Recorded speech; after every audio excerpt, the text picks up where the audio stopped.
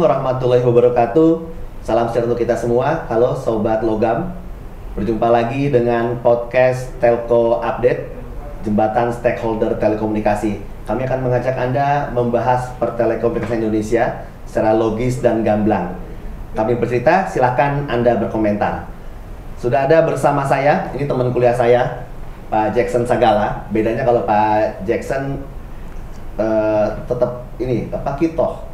Kalau kata orang NU, tetap fokus ke tekniknya. Kalau saya ngarang-ngarang sedikit, tunggu 3 tahun nih, malah ke media. Jadi udah ada Pak Jackson Sagala, makasih Pak Jackson. Ini expert engineer di telekomunikasi. Untuk orang telekomunikasi pasti terkenal lah Pak Jackson ini untuk engineer-nya. Serta pastinya udah ada nih wajib hadir temenin saya, Prof. Jamhari, Guru Besar Fakultas Teknik UI, Ketua Dewan Pembina YPPTI. Ini Bang, sengaja kita undang Pak Jackson ini, Prof. Iya, biar kita tahu nih perkembangan engineer itu ya. Perkembangan engineer Indonesia. Orang lapangan. Orang lapangan, betul. Orang lapangan banget. Kalau saya kan lapangannya beda, Prof. Ya, jadi kita mau tahu fact finding gitu. Fact findingnya seperti apa, perkembangan teknologi Indonesia dengan pesat, teknologinya berubah, SDM-nya kayak apa, skill kompetensinya ya, Prof ya. Seperti apa yang akan yang terjadi di Indonesia nih. Nah, ini kan teknologi berubah-ubah nih. Bang Jackson jangan tegang-tegang, santai Bang Jackson. Udah kayak mau tesis dulu, Prof. Ya kan, Prof. Bagaimana dengan SDM engineer nih? Ini ngikutin perkembangan apa gimana nih, Bang Jackson? Kalau perkembangan secara umum, mungkin sebagian SDM telekomunikasi kita pasti mengikuti ya, Prof ya, Pak Anggi ya, terutama perkembangan generasinya ya. Ya, dari 8-10 tahun lalu, 4G atau 8-10 tahun yang lalu ada kita implementasi masif untuk 4G, kemudian selang 5 tahun tiba-tiba muncul 5G ya. Nah, 5G ini sendiri masih dalam tahap untuk implementasi secara masif ya. Mungkin prediksinya di beberapa tahun ke depan. Seperti itu perkembangannya, Pak Anggi. Oke, kalau untuk teknologi baru kayak Starlink masuk, ya Prof, high altitude, FMC segala macam gitu, masih sempat ngikutin berarti ya? Masih karena kan untuk Starlink kan baru-baru ini viral ya, viral jadi bahan pembicaraan di mana-mana. Kemudian ada yang pro, ada yang kontra. Untuk yang pro sendiri itu merasa terbantu, terutama yang di daerah-daerah terpencil ya. Kemudian untuk yang kontra merasa bisnisnya akan tersaing dan sebagainya, seperti itu.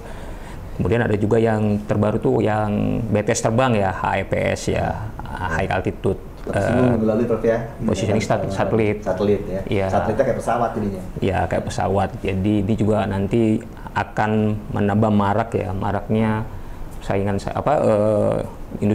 industri telekomunikasi. Terus ada sekarang tren yang lagi jalan juga setahun 2 tahun ini mengenai FMC, Fixed Mobile Convergence, di mana operator meleburkan diri dengan fixed broadband. Karena traffic operator ya bisa dikatakan di busy hour-nya ya, di malam hari itu tergerus oleh layanan Wi-Fi, Bro. Seperti itu. Jadi, ya. Operator berubah ke fixed mobile convergence, sinergi dengan. Itu modelnya kayak seperti apa tuh? Kayak mungkin contoh ya case yang Orbit Telkomsel kayak gitu? Contoh yang Linknet terhadap Excel kemarin kan, masing-masing sudah punya market, traffic yang seluler teralihkan ke FTTH ya, fiber to home itu, akhirnya untuk menutupi kehilangan traffic tersebut, mau tidak mau operator mencoba membantu di FTTH itu. Iya, sinergi di situnya. Seperti itu ya. Mobile Convergence. Fixed Mobile Convergence. Seperti Starlink ya. Operator seluler terhadap ini fixed FTTH ya, fiber to home. Ini selingan kan menyebut tadi Starlink membantu terutama di rural area, tidak mengganggu existing operator. Benar, Bro. Sepengetahuan sejauh ini sampai sekarang ya, nggak tahu apa kalau di urban itu apakah dia mengganggu nggak kira-kira dengan ya sejauh mana Anda tahu gitu kira-kira? Kalau mengganggu ininya bisnisnya si operator seluler ada pengurangan maksudnya internet gitu. Kalau secara tarif Prop kemungkinan operator seluler kita akan bertahan ya, karena kan tarifnya juga tidak mungkin murah ya untuk Starlink ya. Kapasitasnya mungkin komisi biasa gitu Prof ya. Apakah ada berkurang nggak di rural atau di urban sana? Sebenarnya kalau untuk kapasitas sih saya dengar nih bisa menyaingi cellular kapasitas bandwidth yang disediakan oleh Starlink ini, tapi balik lagi basicnya ke masalah harga ya, mungkin buat market. Jadi pindahnya nggak terlalu mahal besar ya. Sampai saat ini belum teriak gitu ya. Benar, Prof. Seperti itu kira-kira. Lapangan Iya, lapangan. Tetapi paling tidak sampai saat ini. Iya, Prof. Belum teriak. Belum teriak, benar. Belum teriak. Tetapi seharusnya operator pun terbantu, Prof. Karena kan kendala operator untuk membangun jaringan di rural area itu adalah masalah transmisi ya. Biasanya menggunakan PSAT di mana bandwidthnya sangat kecil ya. Atau microwave yang besar diameternya, dan itu akan sulit sekali. Teknis banget kan. Ya makanya Teknis banget. malah bisa saling ini ya. Saling bantu, saling cover, saling seharusnya kayak gitu, ya. bantu ya. Namanya saya Oke. Tapi dari SDM sendiri katanya banyak yang idle. Ya, kondisinya kelihatannya seperti itu ya. Idle ini berarti non-job, banyak engineer kelihatannya non-job. begitu gejala-gejalanya ya. Gejala-gejalanya. Itu kenapa? 2 tahun ini ya proyek di telekomunikasi itu stagnan ya, Prof. Pembangunan istilahnya new coverage atau upgrade bandwidth tertahan ya. Karena operator-operator ini kan sudah mentok ya bandwidthnya, misalkan untuk yang kebutuhan bandwidthnya 4G LTE 1800 belum dikasih. Jadi pembangunan terhenti sementara operator menunggu nih kebijakan dari pemerintah sebelum melakukan aksi kan, karena kan nanti kalau tiba-tiba 5G keluar mereka harus melakukan modernisasi di spektrum berapa nih, pita berapa, di 2600 kah, 3500 atau 700 seperti itu ya. Kelihatannya seperti itu. Jadi posisi sekarang menunggu efeknya. Pekerja telco juga ini banyak yang tidak banget itu. bisa dikatakan kalau ada angka pastinya belum pasti. Iya. Tapi perkiraannya aja. Perkiraan ya, ini cuma sebagai sebagai sampling aja. Iya, sampling aja. Jadi biar kebayang aja di kita. Iya. Jadi ada nih, saya pernah dapatkan sebuah analisa nih di sebuah WhatsApp group, Mas Anggi. Di mana WhatsApp group tersebut ada 1.000 orang lebih yang menjadi anggota. Engineer semua? Mostly engineer ya. Kemudian dari 1.000 lebih anggota tersebut mengisi update pekerjaan mereka, dan yang mengisi itu 60-70%, artinya secara maksudnya ngisi kuesioner gitu, kayak kuesioner Google Form, data keanggotaan, Berarti ada pendataan keanggotaan yang di WhatsApp group itu. Seperti itu. Nah, dari 60-70% yang mengisi tersebut, faktanya setengahnya itu lebih dari setengahnya ya dalam posisi non job. Tidak idle, tidak ada kontrak apapun. Benar, seperti itu. Itu dari analisa tersebut ya. Kemudian setengah dari yang non job itu, mayoritas dari yang non job tersebut itu pengalaman kerjanya itu 10-15 tahun. Artinya ini skillful person sebenarnya. Benar, Prof. Jadi seperti itu. Nah, fakta lainnya itu yang mengisi kuesioner tersebut, bukan kuesioner data Google Form tersebut ya, hanya 4% yang pengalaman kerjanya di bawah 5 tahun. 5 tahun sampai 5 tahun. Ya, artinya dalam 5 tahun terakhir kita bisa lihat ini sebagai indikasi lah sebenarnya, indikasi bahwa daya serap industri telekomunikasi itu sangat rendah ya untuk lulusan-lulusan baru seperti itu. Karena yang 10-15 tahun itu. Ya, ini tadi menarik ya, katakan Pak Jackson tadi, sudah stagnan. Ya. Stagnan mungkin dalam hal sudah tidak bisa ini pelanggan lagi kan, justru berkembangnya karena sudah saturasi kali ya. Tetapi dan kemudian belum bisa menerapkan teknologi yang lain yang bisa menginginkan juga tenaga kerja tadi. Benar, gitu ya. Benar. Jadi stagnannya itu karena mungkin sudah berhenti dari sisi pelanggan itu sudah saturasi. Sebenarnya pelanggan itu sendiri kalau pengalaman saya di network suatu operator ya, Prof, bisa dikatakan ada area-area yang sudah suffer ya. Suffer itu dalam arti sudah overload ya, networknya. Sudah saturasi. Gitu. Benar, Prof. Jadi ini ada pengaruh teknologi dan ada spektrum yang kurang masih. Teknologi benar. Mungkin kalau ke 5G terus ada kerjaan lagi gitu kan. Benar. Kalau ada 5G masuk ada kerjaan lagi, servis baru lagi. Benar. Sekarang untuk servis sekarang itu sudah saturasi dalam soal pelanggan gitu kan. Kira-kira seperti itu, Prof. Nah, kira-kira ini cuma konfirmasi aja. Konfirmasi aja. Jadi berarti ini kalau untuk operasional sih masih tetap jalan, engine operasional. Operasional masih jalan. Masih jalan. Ini untuk yang pembangunan baru itu yang idle. Capacity upgrade, modernisasi itu terhenti. Modernisasi itu terhenti. Ada pengaruh nggak kalau dengan merger operator? Untuk merger terhadap ketersediaan lapangan kerja ya, itu pasti pengaruh. Pertama di sisi operatornya sendiri, misalkan 2 perusahaan atau 2 operator bergabung, pasti masing-masing operator mereduksi orang. Kemudian operator ini kan disupport oleh vendornya kan untuk support platform jaringannya. Itu pasti akan berkurang project ya karena customernya berkurang satu, katakanlah seperti itu, customer account-nya. Kemudian dari sisi subcon yang mensupport vendor ini. Ya, ini engineer perusahaan yang mengkolek engineer untuk mengelola operator ya. Oke. Nah, itu juga akan pasti drastis berkurang karena tidak ada pekerja di sisi vendornya.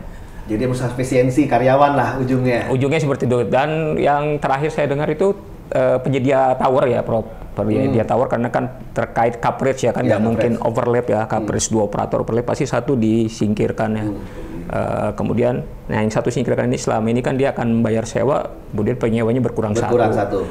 Ya, kemudian efeknya apa? Efeknya pasti di sisi tower provider ini secara finansial ya, tidak akan bisa support resource-nya lebih ya. Seperti itu kira-kira. Berarti engineer yang di Indonesia sekarang ini nggak ada yang karyawan tetap, semuanya kontrak by project? Kalau untuk telco bisa dikatakan mostly ya, tapi masih ada yang permanen, masih ada yang karyawan tetap. Masih. Dan yang kontrak by project ini yang sekarang idle. Permanen juga, yang sebelumnya permanen banyak juga yang dalam 2 tahun terakhir ini banyak juga yang dikurangin. 2 tahun terakhir itu malah sekitar 3 tahun yang lalu juga ada sebuah operator besar mengurangi karyawan permanen dengan besar-besaran ya. Seperti itu. Kalau ngeliat begini Pak Jackson, sebenarnya kualifikasi apa sih yang dibutuhkan untuk supaya para engineer ini ya, Prof ya? Kualifikasi pasar para engineer gimana sih? Jadi kalau untuk 5G udah pada siap belum? Kayak gitu kan? Ya seperti itu. Jadi 5G ini kan sesuatu yang sebenarnya starter ya, Prof ya, Pak Anggi ya, starter untuk teknologi-teknologi lain ya seperti IoT, terus smart poles, big data ya kan. Berbicara tentang kebutuhannya pasti hal-hal yang menyangkut 5G itu paling penting, Prof, karena situasinya kelihatannya akan sangat berbeda ketika 5G diimplementasi dibandingkan terhadap 4G. Karena 5G ini kan menyediakan kapasitas yang besar dan latensinya sangat rendah. Latensi sangat rendah ini bisa dikatakan near real time. Jadi tidak ada delay ya kalau bahasa kita orang telco ya, near real time.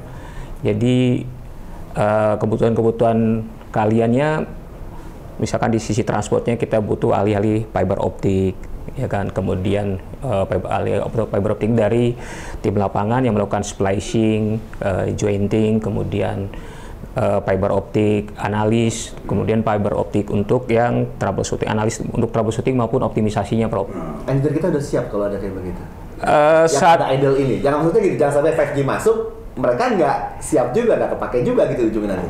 Benar, karena kan selama ini kan fokusnya engineer telekomunikasi itu di RAN ya, radio access network, kebanyakan lapangan kerjanya di situ. Sebelumnya kita kan teknologi transmisinya itu adalah microwave, Prof. Nah, fibrisasi ini sebenarnya udah cukup lama, tapi dengan adanya 4G, sisi radio kan sudah siap untuk kecepatan data yang tinggi, tapi sisi transport harus dikonversi ke fiber. Seperti itu. Nah, fiberisasi ini sangat marak dan karena kebutuhannya tinggi, sementara pekerja kita selama ini banyakkan di RAN, memang kita kekurangan tenaga di situ ya untuk fiber optik.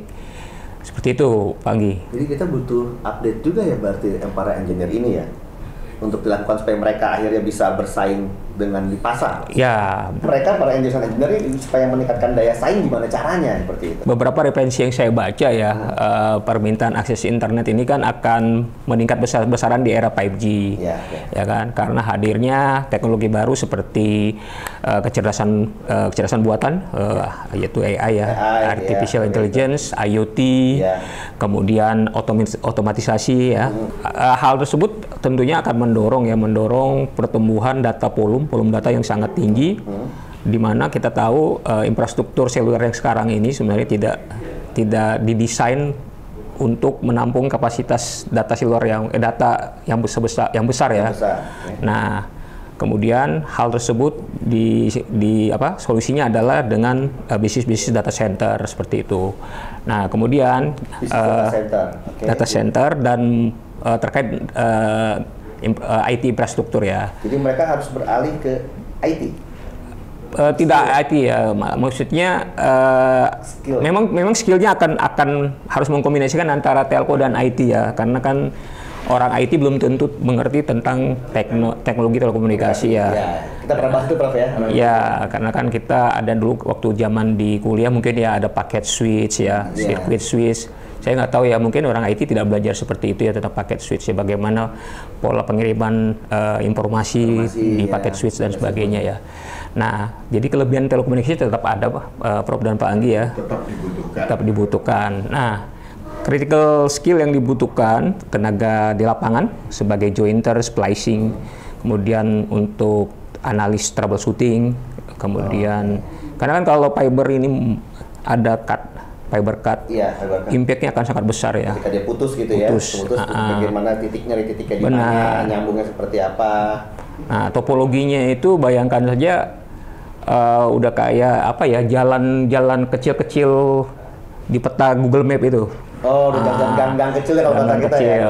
Jadi kalau ada putus satu, cari alternatif jalur mana. Nah, ini fungsi dari analis tersebut ya. Dan optimisasi ini dia mencari jalan yang terdekat dan tercepat, meningkatkan latensi. Nah, kemudian ada skill-skill yang terkait otomatisasi tadi dan IoT ya. Memang hal ini tidak terkait langsung dengan ilmu yang kita pelajari di teknik komunikasi, tetapi masih dalam satu induk di ilmu teknik elektro sebenarnya ya. Otomatisasi kita tahu sendiri ada kontrol ya, kontrol. Seperti itu ya.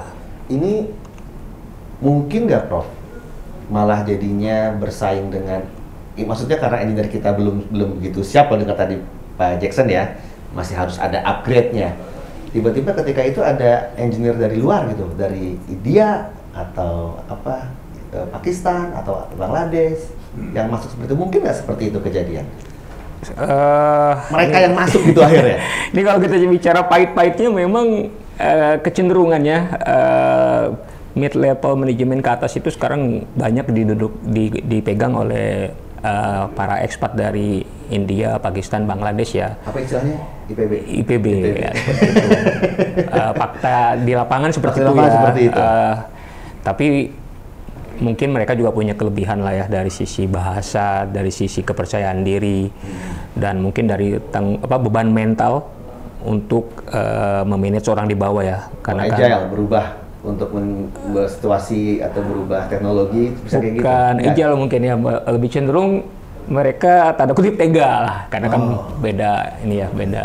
Bisa jadi malah akhirnya walaupun 5G teknologi masuk kayak gitu, Prof ya, tapi ketika masuk ternyata malah SDM-nya juga malah bukan dari SDM kita, atau ada yang lain, Prof, kalau Prof biar melihat pengalaman.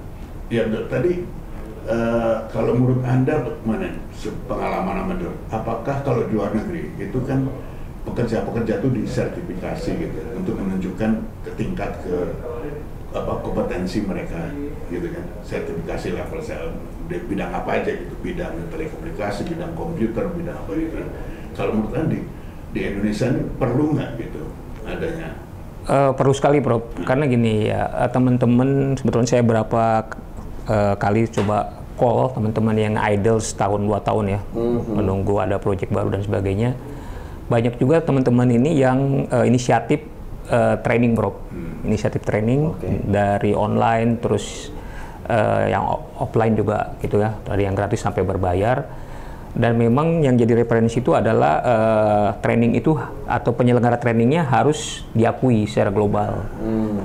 Itu dengan sertifikasi dan lembaganya harus diakui. Jadi kalau misalkan mereka tuliskan itu di CV-nya, itu bisa laku gitulah bahasa. Laku dalam artian di pasar global. Di pasar global. Jadi nggak hanya di Indonesia. Iya, seperti besar itu. Pasar global untuk kemungkinan untuk engineer kerja di luar negeri. Sebenarnya sekarang kan untuk telekomunikasi sendiri secara global itu memang surut ya kebutuhan lapangan kerja, tapi ada peluang untuk yang project manajemen. Kita bisa teman-teman bisa ngikuti PMP ya atau PRINCE2 itu kan sertifikasi secara global. Kemudian untuk IT sendiri ada ITIL seperti itu kan, dan ada kursus-kursus yang dikeluarkan oleh Coursera ya, mungkin ini umum ya, teman-teman di sisi telekomunikasi udah paham nih. Coursera itu mereka istilahnya bisa lebih percaya diri dengan kursus-kursus yang sertifikasinya diakui secara global.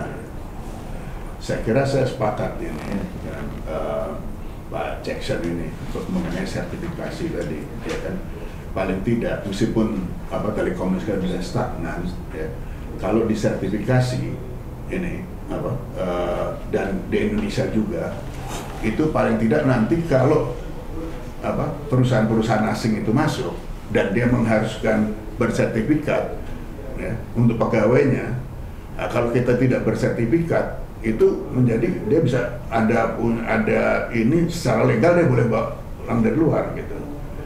Nah, jadi saya kira memang sebetulnya sertifikasi ini harus diapakan ya, maksudnya di banyak masif. Bukan oleh pemerintahnya, harus dijadikan suatu peraturan gitu. Jadi ketika teknologi masuk, teknologi masuk oleh operator, maka sertifikasi lokal gitu, Bro. Iya, begini, orang kalau baru lulus itu kan sebenarnya level of knowledge-nya, ya kan, dan dia ditempatkan di mana. Tapi setelah ditempatkan, nah itu level of kompetensinya akan diukur gitu. Nah, ukurannya itu bisa dengan sertifikasi tadi. Nah, ukuran-ukuran itu ya kita pakai standar internasional aja gitu. Iya, benar setuju, Bro. Ya, jadi gitu. Jadi maksudnya adalah kalau kita bersertifikasi bukan hanya untuk bisa laku dalam negeri, bisa juga kalau ininya internasional tadi. Benar, Bro. Jadi bisa keluar negeri juga. Apalagi kalau punya recognition, mutual recognition ya. Apa rekomendasinya lah atau apa pengalaman regional apa internasional kan recognition selalu ada itu ya kan. Kalau ada perjanjian antar negara itu udah harus sertifikasi, bisa di mana aja diakui, dia bisa kemana-mana itu. Apa nggak jadi kejadian sebaliknya, Prof? Malah yang engineer asing malah akhirnya jadi membanjiri Indonesia masuk, bisa tapi fair. Tapi fair. Kalau memang sertifikasinya begitu, ya udah, jadi memang jadi ya tinggal milih. Daripada kita nggak bersertifikasi, dia bersertifikasi. Terus si perusahaan ini mengharuskan bersertifikasi, dia boleh nggak mengharuskan bersertifikasi itu? Ya, karena untuk demi keamanan dia juga gitu, untuk mengambil orang yang bersertifikasi. Nah, kalau kita nggak bisa dia bersertifikasi, kan dia otomatis langsung masuk. Tapi kalau sama-sama bersertifikasi, paling nggak ada bersaing. Dan malah dia juga bersaing di luar negeri dengan murah, ya kan? IPB itu kan masuk sini karena lebih murah dari ini. Iya. Lebih murah ya. Iya. IPB bukan pertanian Bogor ya. India, Pakistan, Bangladesh. Oke. Jadi hal yang disampaikan Prof ini sebenarnya menarik. Jadi dulu awal-awal bisa dikatakan perusahaan-perusahaan Cina masuk Indonesia, yang datang ke Indonesia ini banyak kita identifikasi itu sebenarnya lulusan baru. Mereka itu. Iya, itu. Termasuk yang teman-teman dari India ya. Sebenarnya mereka juga tidak segitu skillfulnya gitu kan. Dan mereka nggak perlu pakai sertifikasi ya? Itu saya nggak tahu ya, tapi karena Indonesia tidak mengharuskan. Itu. Tapi intinya jadi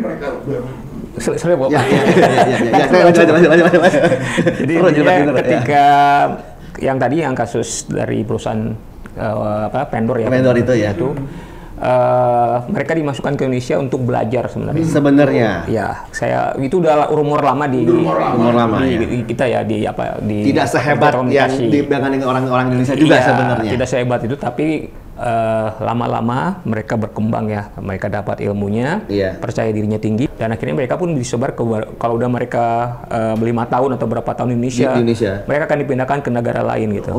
Jadi polanya seperti itu. Jadi ibaratnya trainingnya center pertama, on job trainingnya di Indonesia. Nah, karena itu dan dicontoh gitu. Iya. Saya dengar juga ya, pernah gitu, mereka yang kita yang udah jago-jago level network designer network gitu, ya kan? Itu justru dikasih apa anak buah dari IPB tadi, ya kan, atau dari China tadi, supaya dia kan kontur Indonesia ini kan berbeda, geografi, kepulauannya, demografinya, ya kan. Nah, itulah yang diambil dari malah menghisap ke ilmunya orang-orang kita untuk ilmu lapangannya nggak ada di perkuliahan, yang nggak ada di perkuliahan, makanya betul tadi. Terus habis udah bisa ini dia taruh di tempat-tempat yang mirip dengan Indonesia, jadi udah pengalaman gitu. Nasibnya yang lulusan baru gimana ya Pak Berarti Pak? Ini udah 10-15 tahun, nah yang baru gimana nasibnya berarti, yang engineer baru? Nah ini yang sebenarnya agak-agak dipertanyakan ya, karena banyak juga teman-teman dari lulusan komunikasi yang akhirnya bekerja jadi sales, ya kan? Ya, yang jadi wartawan ada saya. Tapi kan saya udah tahun 2000-an. Intinya teman-teman tuh banyak yang tidak terserap lah kelihatannya ya. Dari indikasi yang tadi, yang data keanggotaan di Google di WhatsApp tadi itu, itu indikasi sih, tapi untuk angka pastinya kita tidak tahu, mungkin kan perlu survei ya Prof ya. Kalau tadi kan Prof ya, kalau yang orang dari luar negeri dia adalah dibantu sama perusahaan vendor-vendornya untuk ke luar negeri untuk mencari ilmu lah sebenarnya, ilmu lapangannya. Nah kalau orang Indonesia yang senior aja 15 tahun, 20 tahun tadi Pak Jackson bilang udah idle. Nah yang baru ini gimana untuk dapat ilmu lapangannya? Nah itu yang kita untuk magang kayak gitu misalkan, memungkinkah atau gimana? Oh ya, terkait magang nih, saya nggak tahu ya, tapi saya pribadi merasakan dalam beberapa tahun ini banyak yang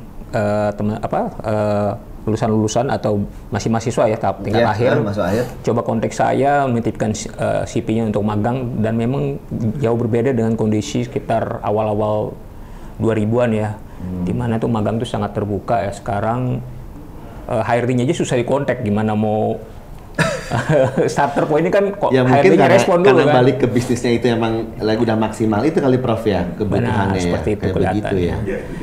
Kalaupun ada magang mungkin selektif ya, seperti program-program di operator tertentu ya, misalkan apprentice, program-program apprentice istilah sekarang di operator itu akan selektif sekali. Artinya teman-teman yang in approach ya, teman-teman yang mungkin IPK syaratnya atau dari kampus mana yang in approach ya, kecil kemungkinan bisa dapat perusahaan yang bagus untuk magang ya. Untuk magang. Jadi buat engineer muda yang baru lulus, baiknya sekarang mengambil sertifikasi atau cari-cari ilmu dulu, atau gimana baiknya Bang Jackson?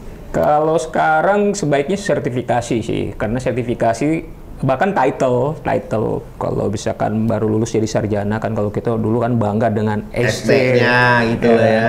Kalau sekarang orang lebih bangga dengan PMP, Prince 2 atau banyak sekali title itu sebenarnya title sertifikasi. Ya. Itu lebih bermanfaat. Lebih ada peluangnya lebih besar. Benar. Peluang untuk cari pekerjaan lebih besar. Bahkan banyak orang telco juga yang saya amati, dia nyari sertifikat di luar telco, CFA, Certified Financial Analyst. Jadi seperti itu. Karena kan peluangnya lebih besar untuk ini saya juga sertifikasi wakil utama juga sih saya. Ya saya tambahkan itu sertifikasi yang pentingnya kan tadi untuk kita menyamakan standarisasi dengan luar, ya kan. Nah tadi kan kadang-kadang tapi kan kita belum punya ahlinya untuk untuk kursusnya, untuk sertifikasinya itu. Justru ini kita pakai, ini bedanya kita bisa mengimport mereka trainer atau yang itu ya, yang ahli-ahli dari luar, memberikan ini di luar untuk memberikan sertifikasi di kita.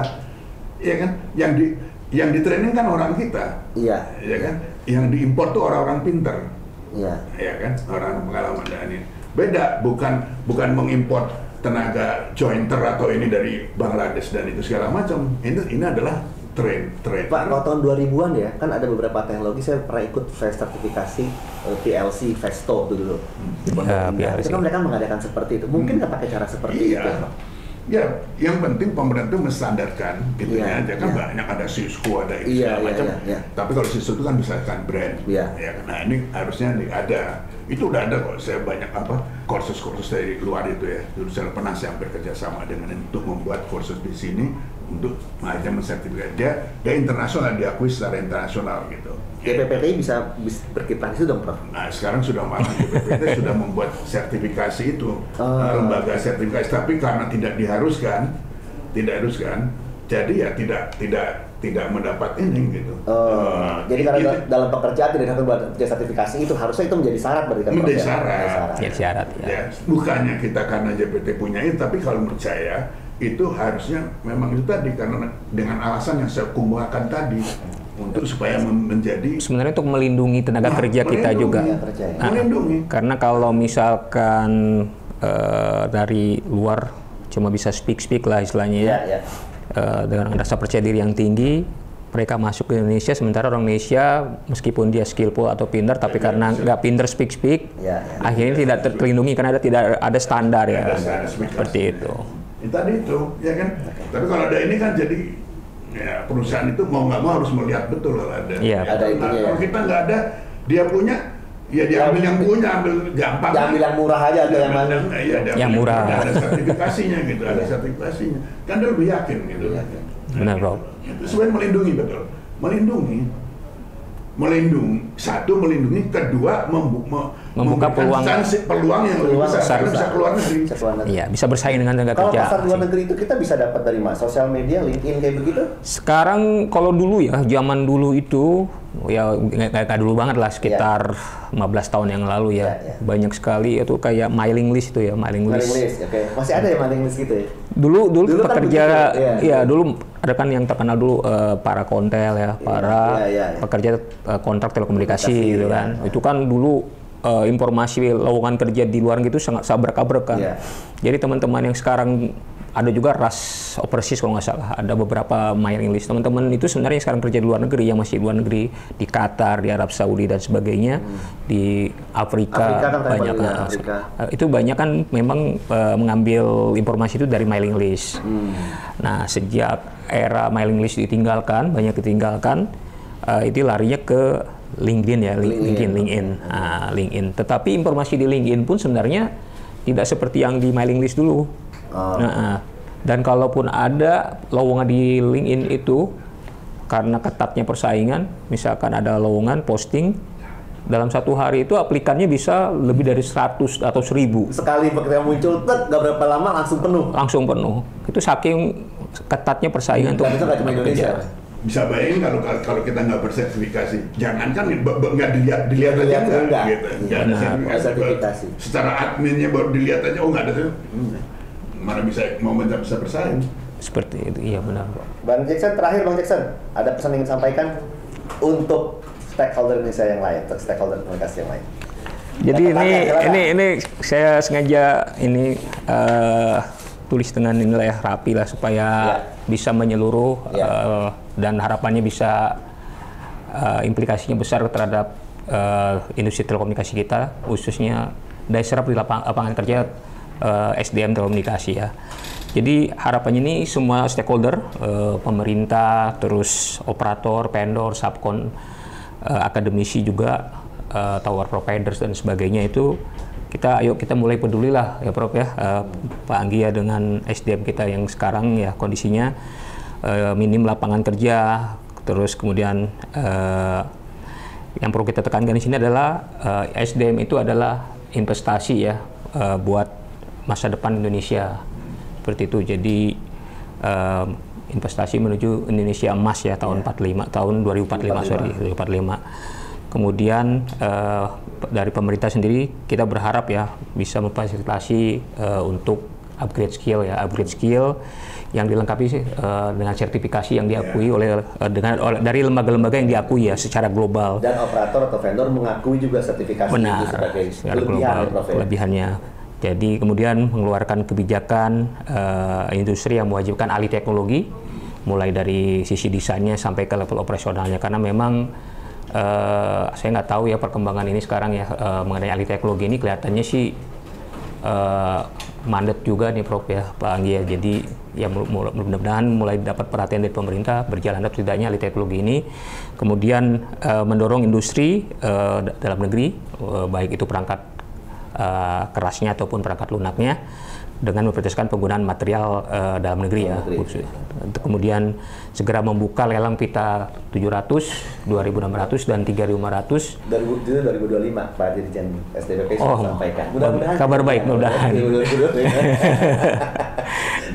Karena ini tentu saja akan menjadi poin penting ya, poin penting buat industri telekomunikasi dan tenaga kerja ya, tenaga kerja kita supaya bisa terserap dengan berjalannya industri ya, karena kan 5G ini akan menghasilkan produk-produk yang berbeda sih kelihatannya dengan 4G ya. Jadi nanti IoT lebih banyak diutilize, otomatisasi. Jadi kemudian dukungan pemerintah juga kita perlukan untuk memprioritaskan pekerja dalam negeri dibandingkan dari luar negeri, baik di level top manajemen sampai ke pekerja level pemula ya. Seperti itu. Kemudian ini banyak sekali ya, nggak apa-apa ya misalnya ya. Pesannya banyak ya. Iya, banyak sekali nih. Karena jarang-jarang curhat engineer. Karena ini kompleks semua. Soalnya kalau engineer banyak kerja gitu. Nah, ini poin penting lagi nih buat buat kebijakan dari pemerintah, Pak Anggi dan Prof. Jadi sebaiknya kalau ada kebijakan, sebaiknya ada studi apakah berakibat pada pengurangan tenaga kerja secara besar-besaran, seperti teknologi Open RAN, HEPS tadi, HAPS, yang BTS terbang itu kemungkinan akan mengurangi tenaga kerja juga itu besar-besaran di kemudian hari. Kemudian kalau ada teknologi yang kira-kira akan menyerap tenaga kerja yang besar, sebaiknya itu diprioritaskan, seperti smart pole yang merupakan nantinya akan tuntutan pengembangan dari 5G juga ya. Kemudian IoT, private network dan sebagainya seperti itu. Itu dari sisi pemerintah. Sini ada banyak sekali nih. Kemudian dari sisi vendor dan operatornya. Ini kita harapkan kondisi DPR ini saking pedulinya. Kita bilang. Iya. Nah, kemudian dari sisi operator vendor ya kita berharap bisa menciptakan lapangan kerja kepada subkon-subkonnya ya, karena kan subkon ini seharusnya lebih banyak menyerap lapangan kerja daripada vendornya. Karena kan modelnya seperti ini nantinya. Jadi itu dengan mempertimbangkan. Jadi sebenarnya ada kendala ya. Sekarang makin kesini nilai proyeknya makin murah ya. Nah, efeknya apa? Efeknya perusahaan-perusahaan, terutama yang subkon ini sudah tidak memperhatikan lagi kebutuhan SDM untuk dikembangkan. Seperti itu. Kelihatan seperti itu arahnya ya, dan sudah terjadi juga sih sebenarnya. Ya. Kemudian yang tadi terkait magang ya, sebaiknya semua peduli lah perusahaan-perusahaan telekomunikasi. Ayo bersama-sama lah ya, bukan kita, saya nggak pengusaha. Ayo bersama-sama buka pintu magang yang sebesar-besarnya supaya lulusan-lulusan nanti yang baru lulus bisa cepat adaptasi dengan industri seperti itu. Kemudian untuk yang SDM yang sekarang lagi idle ya, mau tidak mau harus adaptif juga, semangat ya. Kemudian harus tetap mengikuti perkembangan teknologi, tetapi tetap mengacu ke standar ya 3GPP dari vendor. Jadi ilmu-ilmu yang dan kalian dari vendor, jadi bukan sekedar mengikuti tapi ternyata ternyasar ilmunya atau kaliannya seperti itu Prof ya. Terus tetap membina hubungan baik ya, karena kan dunia telco ini, kalau bahasa kita pekerja telco, dunia telco ini sempit, ketemunya dia lagi seperti itu Prof. Nah, kemudian untuk akademisi nih Prof. Dapat pesan juga Prof. Nah, pihak akademisi itu pokoknya mungkin sebaiknya memperhatikan kebutuhan kalian di 10-15 tahun ke depan. Jadi kita tidak ketinggalan lah saat industrinya butuh A, lulusannya masih di sini gitu. Ya. Kalau bisa kita udah di depan dibanding kebutuhan industri seperti itu ya Prof ya. Kemudian intinya kita harus bersatu untuk bareng-bareng ya. Pengembangan SDM bareng-bareng ya. Market Indonesia besar, tapi juga manfaatnya buat Indonesia juga banyak ya. Poin pentingnya itu investasi, pengembangan SDM adalah investasi. Jadi harus dipandang sebagai investasi buat masa depan Indonesia kalau mau ngejar target Indonesia Emas 2045. Oke, makasih. Udah kan selesai kan pembahasan? Hah? Beres kan? Selesai kan? Yang tadi belum, yang skill tadi. Oh, skill. Salah gua apa lah? Tadi skill. Oke, makasih Bang Jackson. Ini berarti Bang Jackson sempat ngalami lah masa-masa emasnya engineer ya, tahun-tahun 2000, 2010 masih ya. Sekarang udah berarti. Oke, baik. Dulu engineer kita itu di luar negeri itu seperti di Nigeria itu bisa Engineer Indonesia. Iya. Sekarang udah nggak seperti itu. makanya kenapa dulu banyak sekali yang pengen ke luar negeri karena rate-nya sangat tinggi Sangat dulu. tinggi. Sekarang rate semakin turun. Project juga nilai project semakin turun. Iya, bertahan di Indonesia. Oke, makasih. Boleh nama dikit itu. Ya, Bang. Nama aja dari karena dia membuat itu tadi Ya. pesan-pesan tadi Iya. itu. Saya kalau bisa menyimpulkan sesuai bagus benar. Ya. Yaitu ya menurut saya sebetulnya butuh ini pemerintah untuk menyediakan lapangan kerja dari Ya. ini yang baik secara horizontal ini maupun secara Vertikal, vertikal. ya. Horizontal itu menambah lapangan kerja, misalkan manufacturing Iya, atau apa industri, gitu. Jadi pemerintah bikin kebijakan supaya kita bisa bermanufacturing dengan industri dalam negeri, bisa ya dengan cara yang tertentu lah gitu ya. Lagi 2045 masa-masa katanya banyak SDM Indonesia yang aktif lah. Ya. Masa-masa produktif paling banyak. Ya untuk untuk mendapatkan ini lagi dia supaya confidence untuk mendapatkan lapangan kerja lagi secara vertikal yaitu tadi sertifikasi. Kalau ini peningkatan itu jadi dia lebih confident, meningkatkan dengan ya dia sudah menambahkan selain dari bekerja juga menambahkan lewat kursus-kursus juga bisa sertifikasi sehingga dia bisa melawan IPB. bahkan bisa keluar Bisa keluar. Gitu, Saingan kita ada 4 saingan. dan vertikal gitu. Ada 4. 4 dari Tiongkok, India, Pakistan, Bangladesh. Saingan terlihat terjal. Oke, baik. Terima kasih Bang Jackson. Terima kasih. Maka tapi jadi fine fact-nya jadi banyak semuanya.